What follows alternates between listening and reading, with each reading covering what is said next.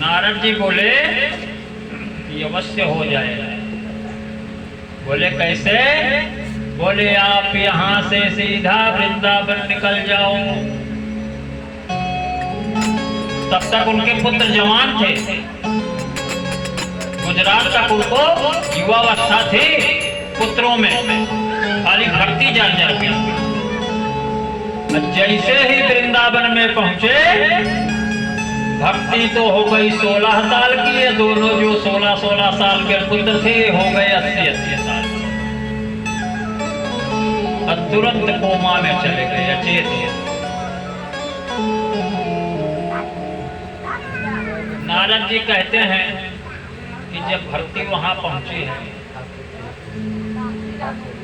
तो हम वहां जाकर के उससे पूछे कि देवी अब तो आपका अपना स्वरूप मिल गया। बोले हमारा तो मिल गया, परंतु हमारे दोनों पुत्र अब जर्जर हो गए हैं, अब मैं क्या करूं? नारद जी ने कहा कि हे देवी, तुम्हारे दुख का कारण मैं जानता हूं। और एक ही क्षण में उनके दुखों का कारण नारद जी समझ गए। बोले हे देवी, सावधान होकर के मेरी बात को सुनो। यह दारुण कलयुग चल रहा, इसमें सदाचार, योग, धर्म सब लुप्त हो रहे हैं, धीरे धीरे गायब हो रहे हैं। और आपके पुत्रों की जो दुर्दशा हुई है, इसलिए दुर्दशा हुई कि इन पुत्रों का यहाँ कोई ग्राहक नहीं है। ना ज्ञान का ग्राहक है, ना वैराग्य का ग्राहक है। दोनों में पाखंड है, दोनों झूठ।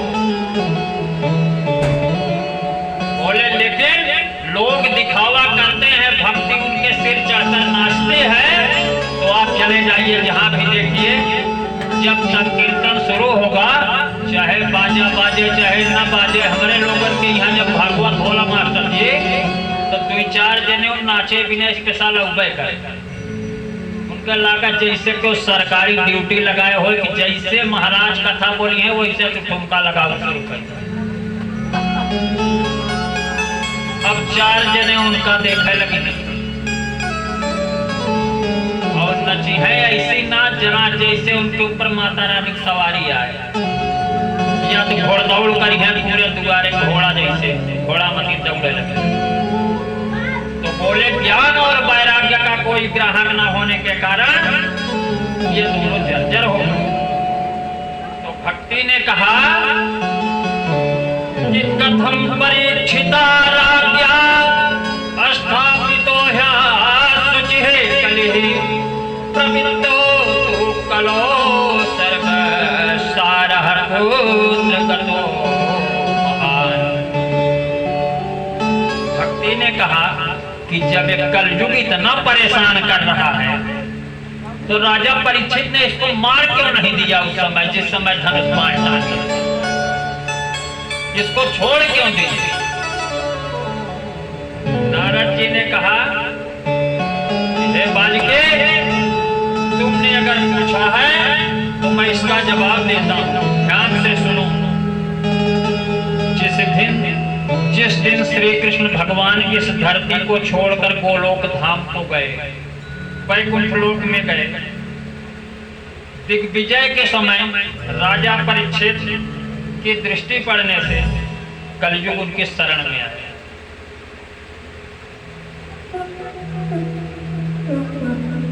और जो फल कलयुग में श्री हरि की कथा का श्रवण करने से मिलता है, बोले कलयुग आ तो गया है। कलयुग एक शूद्र के राजा का वेश बनाया और शिकार के लिए एक गाय एक बैल दोनों को निशाना ले रहा है। तो बैल जो था वो धर्मराज थे, उनके पीछे पीछे लगा है। गाय की 3 टांग 4 टांग तोड़ 3 टांग तोड़ दिया है। बैल को भी विसर्जन हो रहा है और गोमाता भी डर के मारे थरथरा रही है। इतने में राजा परीक्षित जी आ जाते। परीक्षित ने कहा कि ये मुकुट लगाए कौन घूम रहा है इस धरती का चक्रवर्ती सम्राट मैं अकेला हूं, और राजों के घर में राजा यानी चोर के घर में चोरी। राजा ने धनुष बाण उठाकर कहा खड़े हो जाओ। खड़ा हो गया। बोले मैं तेरा वध कर दूंगा। कौन हो? कलयुग ने अपना परिचय दिया। बोले तुम्हारी हिम्मत कैसे हुई यहाँ आने की हमारे राज्य?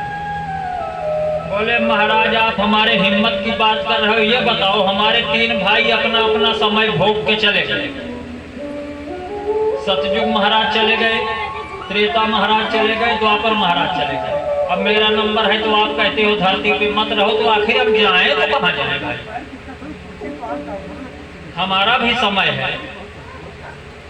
अभी आपकी कोई जमीन हो दूसरा कोई कब्जा करने लगे तो आप कब्जा करने दोगे? नहीं, पूरी ताकत से लड़ो। आज उसी के लिए कलयुग भी लड़ रहा है। तो कलयुग को कुछ जगह पर रहने के लिए उन्होंने आदेशित किया है। उसके बाद हम दूसरी कथा में आते हैं कि भक्ति का दुख दूर करने के लिए नारद जी क्या प्रयत्न किए, क्या उपाय किए।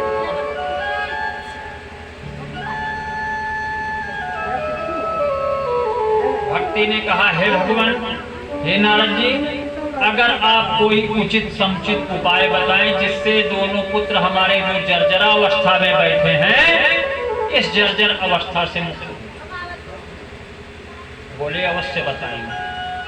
तो नारद जी के पास जो भी तंत्र मंत्र ज्ञान था सब कुछ लगा दिया, लेकिन सारे ज्ञान लगाने के बावजूद भी उनको चेतना नहीं आई, चेतनावान नहीं हुए। नारद जी भी परेशान हो गए कि क्या करें। तो नारद जी वहां करते क्या हैं, उन्होंने श्रीहरि का संकीर्तन किया। संकीर्तन करते करते हुआ क्या कि जो भक्ति थी उसके सारे अंग तो पुष्ट हो गए नारद जी के संकीर्तन से, लेकिन उनके सुपुत्र गणों के अंदर कोई भी सुधार नहीं आ रहा।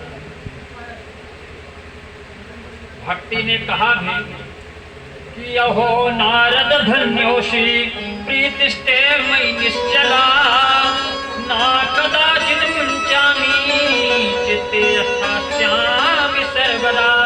बोले हे नारद जी, आप धन्य हैं, आपकी मुझ में निश्चल प्रीति है, आपने मेरे साथ बहुत बड़ा उपकार किया। नारद जी बोले काहे का उपकार? बोले अब हमारे पुत्रों को जो ये सोते से जग नहीं रहे हैं इनके लिए क्या करना चाहिए, इनकी वृद्धावस्था कैसे दूर? तो शौनक आदि ऋषि को सूत जी बताते हैं कि वो लोग ऐसा स्मरण करते करते भगवान का स्मरण करने लगे। उसी समय आकाशवाणी होती है कि हे मुने तुम खेद मत करो। नारद जी को आकाशवाणी सुनाई पड़ी। बोले जो सत्संग कीर्तन कर रहे हो यह उद्योग तुम्हारा विफल नहीं होगा, थोड़ा लेट सफलता देगा लेकिन देगा निश्चित तौर पर। अगर भगवान का कीर्तन आप करोगे तो आज का रिजल्ट आज ही मिल जाए ऐसा नहीं है, लेकिन जब मिलेगा 1000 गुना बढ़ के।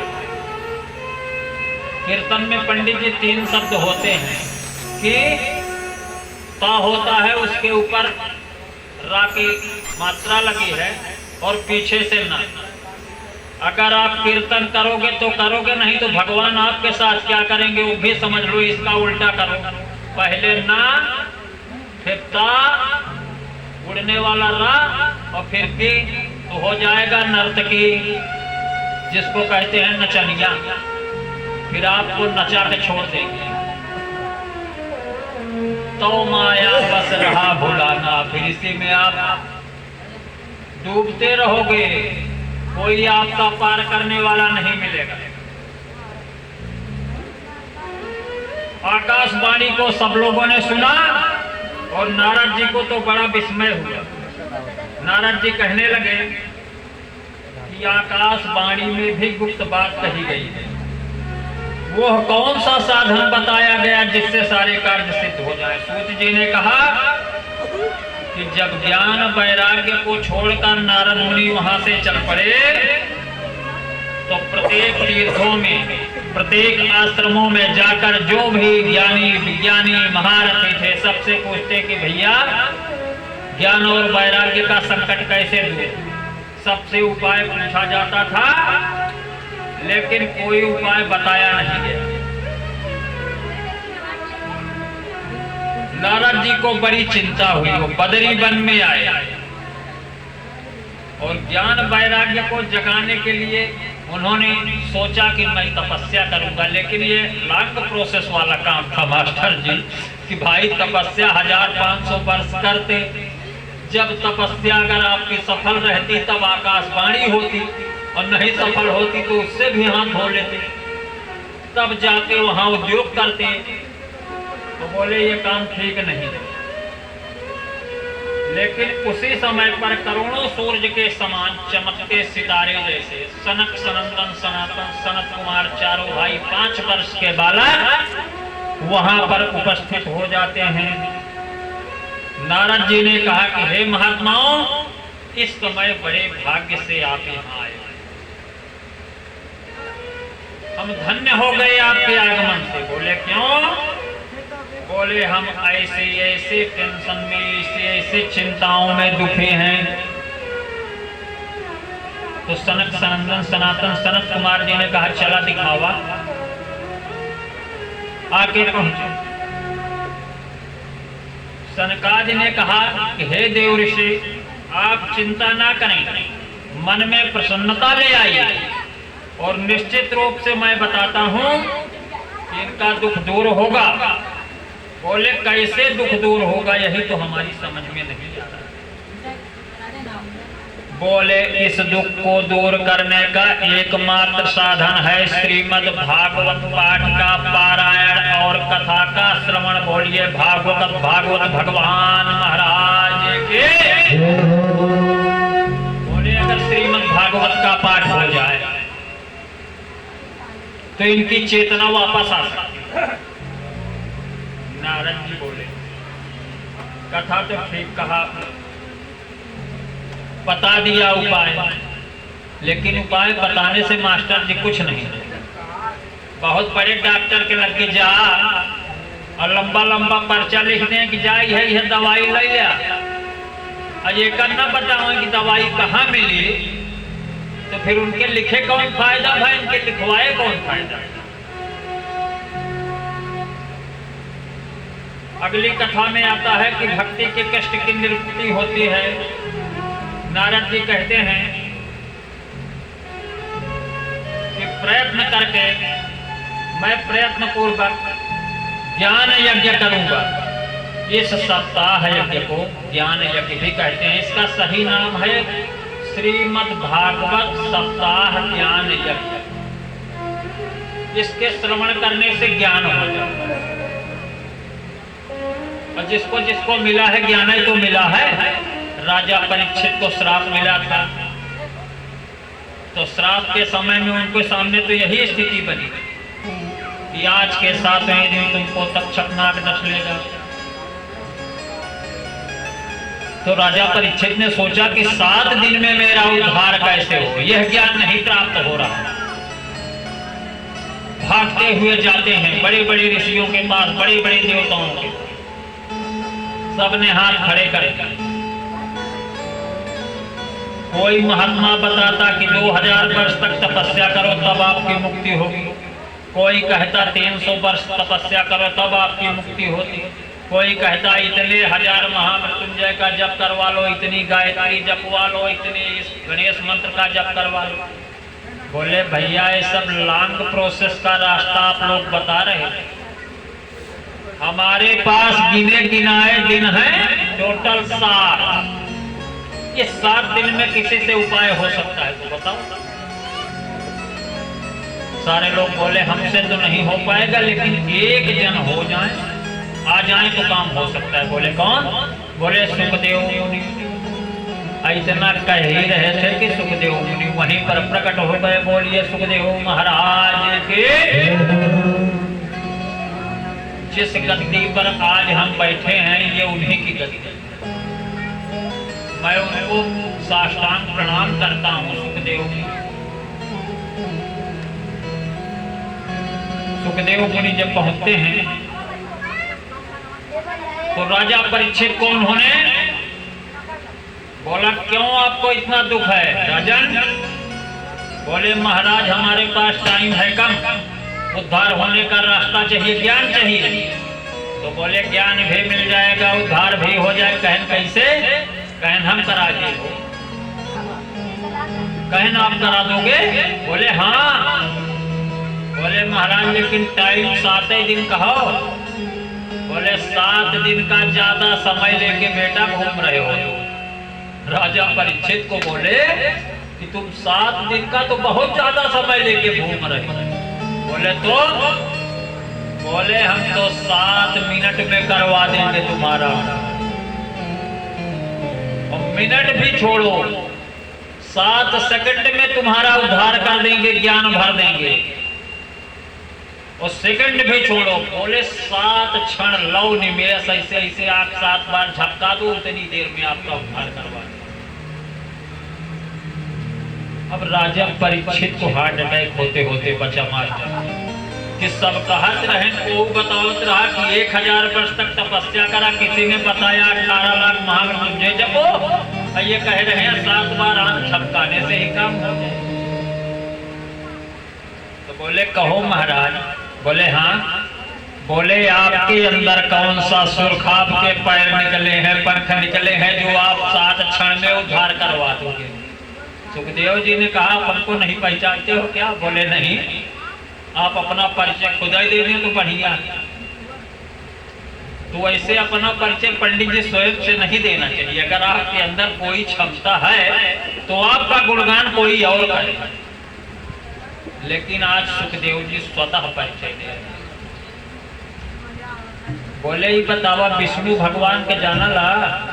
कहन हाँ। वो तो उनको कौन नहीं जानता।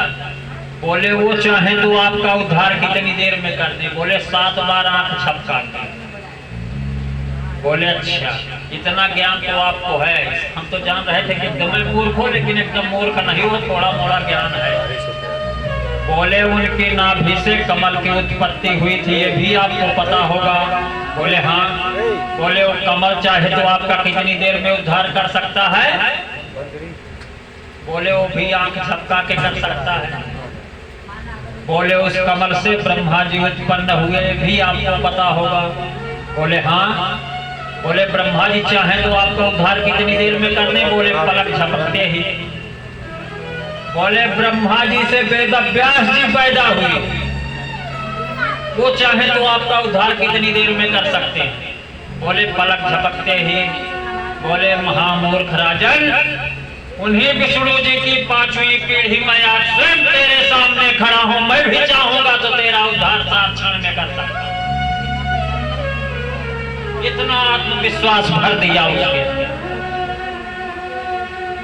अब राजा को विश्वास हो गया ये भगवान का 5वीं पीढ़ी हुए, ये जौन चाहे कौन कह सका, क्यों कर सकते हैं? तुलसीदास बाबा ने लिखा समर्थ को नहीं दोष गोसाई, समर्थ को नहीं।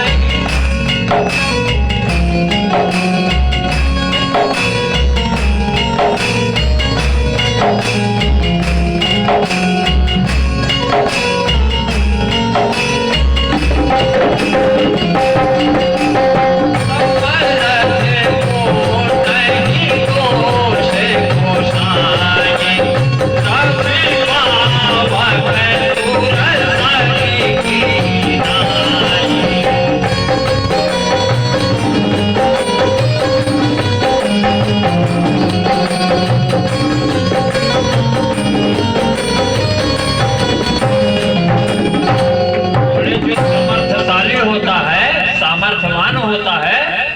किसी प्रकार का दोष नहीं लगता। जैसे रवि सूर्य, पावक अग्नि और सुरसरी माता गंगा। अगर सूर्य इतना तप जाए कि लोगों के शरीर से एक परत चमड़ी की निकल जाए, काली हो, तो उसके ऊपर कोई मुकदमा किया जा सकता है? सूर्य भगवान समर्थवान है, कुछ नहीं कर सकते। आप तो जला के राख करते जाओ, हो जाओ, कोई मतलब नहीं। पावक अग्नि, अग्नि अगर एक घर में आग लगे और 10-20 घर जला दे तो का 20 घरे वाले उनके ऊपर जाके मुकदमा कायम करें? कुछ नहीं हो सकता। उसी प्रकार से बाढ़ आ जाए माता गंगा जी, कई घरों को डुबा दे, कई गांव डूब जाए, तो उनके ऊपर मुकदमा किया जाएगा? नहीं। तो बोले जो समर्थवान होता है उनको कुछ भी नहीं होता है। हम अपने मूल विषय पर आते हैं। सनकादिक ऋषि बोले कि हे नारद जी, आप बहुत विनीत हो, विवेकी हो। हरिद्वार के पास में आनंद नाम का एक घाट है, वहां पर तमाम प्रकार के ऋषि मुनि रहते हैं।